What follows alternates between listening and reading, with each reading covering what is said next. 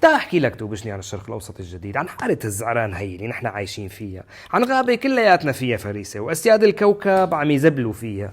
ليك وين ما رحت وجيت لفيت لقيت رح تلاقي ساسة فاردين بضاعتهم، والسياسة هي بضاعتهم، وبضاعتهم أنتن من خلقتهم.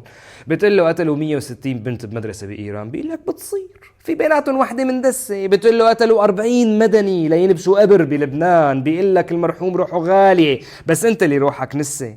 حلقتنا بحظ حشات الذكر نجسة ما بين أب إيفانكا والنتنياهو. تنتون وتنتن، واحد نتن والتاني أنتن. لك هذا إذا صفيان لحسة زيت بصف الأطرميز المكدوسة بيفتح قدامه كازية ونقطة نقطة بيعبيها. قسم وسمعني يا بتاع الأبستين، ليكني على ريالتي شاطة شايف كمان وشوي ورح أغرق فيها.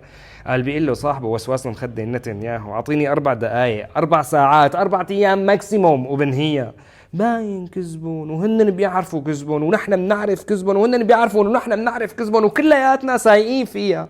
بكل الأحوال أنت توشني كمواطن في هذا الشرق الأوسط الجديد موعود بالخلاص. كيف؟ لحلك عطيهم السحارة اللي براسك، عطيهم كل شي بقي من إحساسك، لأنه بدونهم ما في مناص. انت بدونهم عدم مؤاخذة، يعني واحد افتراضي اعتراضي اعتباطي ماسكينك من وين بيجعك لحتى الطاطي. اي بس ما رح طاطي حتى لو حطوا حطاطي. اي بمرقهم هن الجوز من تحت باطي على قطاطي. عرفت من وين جاي قلقي واحباطي؟ من وين جاي غضبي وألمي أسفي وندمي؟ بس شو عليه، تلك الأيام نداولها بين الناس، سلف ودين.